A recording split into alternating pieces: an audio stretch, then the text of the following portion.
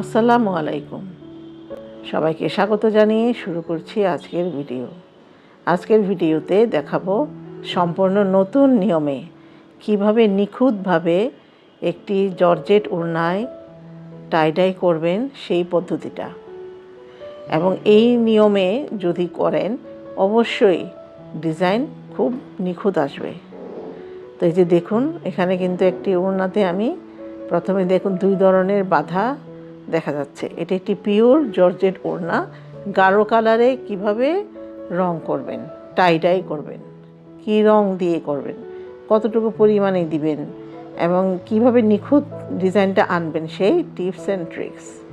তো আমি একটা ভিডিও দেখিয়েছিলাম যে স্কচ টেপ দিয়েও যে পলিথিনের ছাড়া যে আমরা স্কচ টেপ দিয়ে সহজেই কাজটা করতে পারি, এই নিয়মটাও আপনাদের দেখাবো। এই যে দেখুন, এটি ওড়নাটা কিন্তু আমি প্রথমে ছোট ছোট করে জাস্ট কাজের সুবিধার্থে আমি ছোট ছোট করে বেঁধে নিয়েছি। এখন পুরো ওড়নাটাই বাঁধা হয়ে গেছে, শুধু দুইটা রেখেছি আপনাদের জন্য দেখানোর জন্য। আসলে এই কাজটা কিন্তু অনেক সাবধানের সাথে করবেন। আর জর্জেট ওড়না কেচি দিয়ে কাটার সময় খুব সাবধানে কাটাকাটি করবেন, কারণ এটা অনেক সময় এদিকে ওদিকে খোঁচা লাগিয়ে কেটে যেতে পারে। তো এই যে দেখুন, কেন আমি কিন্তু স্কচ টেপ দিয়ে পেঁচিয়ে নিলাম। এছাড়াও আপনারা আরও কীভাবে করবেন দেখাবো। এবং আমি ওড়নাটা কি ডিজাইনের করলাম আমি পরে দেখাচ্ছি। প্রথমে যে ভিডিওটা করেছিলাম, যে আমি আন্তরিকভাবে দুঃখিত, ওই ভিডিওটা আসলে আর সেভ করা হয়নি, তো এটা পাইনি। তো যে কারণে আমি পরে আবার আপনাদের দেখিয়ে দিয়েছি কিভাবে এটা আমি বাঁধলাম। এই যে দেখুন, ওড়নাটাকে দুই ভাঁজ করে নেবেন। একদম সহজ নিয়ম, কিন্তু আমি এটা দেখেছি নিখুঁত ডিজাইন কীভাবে আনবেন।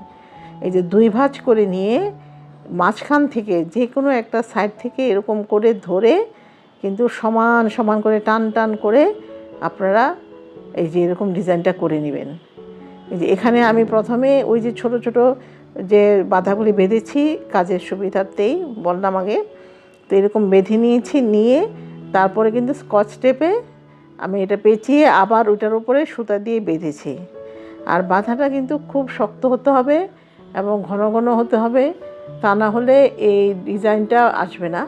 কারণ যেহেতু গাঢ় কালারের কাপড়ে এটি একটি গাঢ় paste colour, sea green colour, তো যে সি গ্রিন কালারটা তো একটু গাঢ়ই হয়। তো সি গ্রিন কালারের উপরে আমি দিয়েছি কালো ভ্যাট রং। দেখুন, শুকানোর পরেও দেখুন কেমন কুচকুচে কালো আছে।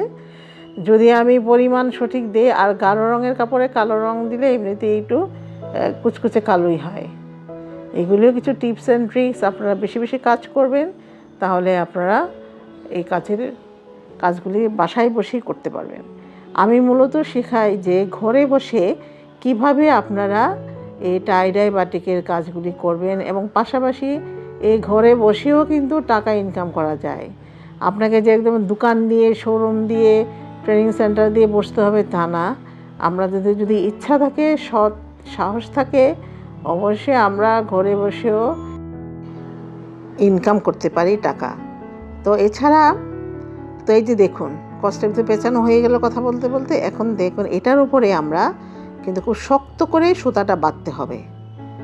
লুজ থাকলে কিন্তু ভিতরে রং ঢুকে যাবে, কারণ জর্জের ওড়নার কাপড় খুব চিকন। আমি সবসময় বলি, খুব রংটা খুবই শুষে নেয়, সাথে সাথে রং দেওয়ার মাত্রই শুষে নিবে। তো যে জন্য আমাকে খুব শক্ত করে না বাঁধলে ডিজাইনটা নিখুঁত আসবে না, আমি যেরকম ডিজাইন চাচ্ছি। আর আপনারা যদি লুজ করে বাঁধেন তো ভিতরে তো কোনো রঙই থাকবে না, ছাড়াও হবে না, রঙটা পুরাটাই ঢেকে যাবে। তো সেই জন্য এই যে একটা পলিথিনেও দিতে পারেন, অথবা স্কচ টেপ দিয়েও পেঁচিয়ে নিতে পারেন। ছোটো ছোটো পলিথিনের টুকরা করে নেবেন। তো এই যে দিয়ে দেখুন, এই যে খুবই শক্ত করে দুইটা মাথা মাঝখানে বেঁধে নেবেন। তো বাঁধা হয়ে গেলে আমরা চলে যাব রং করার ক্ষেত্রে। তো এই যে দেখুন কীভাবে বাঁধতে হবে। তো খুব সাবধানে এই কাজটা করবেন। এখন এই বাঁধা হয়ে গেল আমার। এখন ছোট ছোট যে আমি কাজের সুবিধাতে বেঁধে রেখেছিলাম, এখন ওইগুলি খুলে নিব, কারণ এটা আর আমি রাখবো না। এখানে আমি রংটা যেন পুরোপুরি আসে।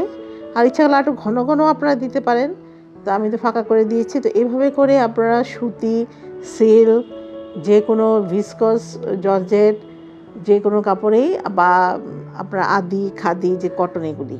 তো রঙের তো ক্ষেত্রে আমরা জানি যে ভ্যাট রং আমরা কীভাবে তৈরি করতে হয়, আমার চ্যানেলে অন্য ভিডিও দেওয়া আছে, আপনারা ওখান থেকে দেখে নেবেন। আর এই যে টেম্পারেচারটা একটু বলে নিই, এখানে ঘরের টেম্পারেচার হচ্ছে 29 ডিগ্রি সেলসিয়াস এই থার্মোমিটারে।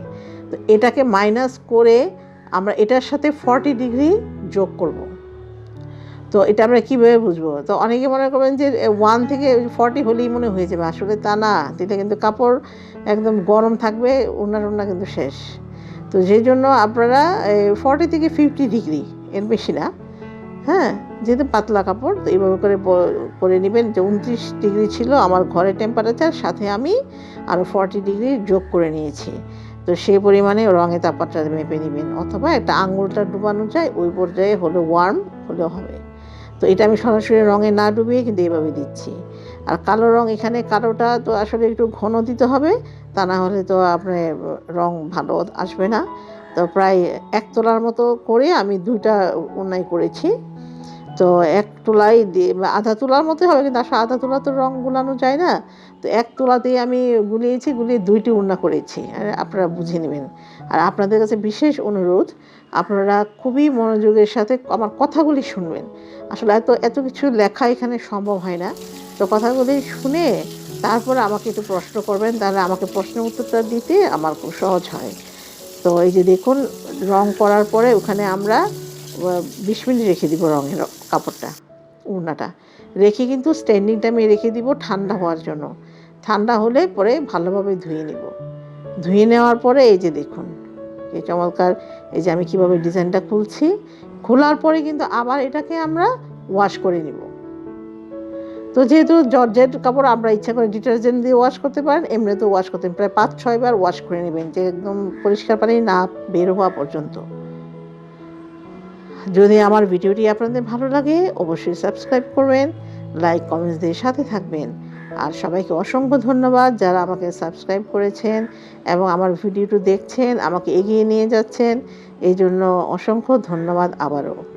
তো এই যে দেখুন, ভেজা অবস্থায় কিন্তু রঙটাও তো বোঝা যাবে না। আর যেহেতু রং আপনার ভ্যাট রং বলেন, যে কোনো কাপড়ের রঙই যে করার পরে বাতাসের সাথে কিন্তু অক্সিডেশন হয়, বিক্রিয়া হয়ে রং কিন্তু আরও চেঞ্জ হয়। তো এই যে ভেজা অবস্থায় এরকম, তারপর শুকানো অবস্থায় দেখুন কেমন হয়েছে।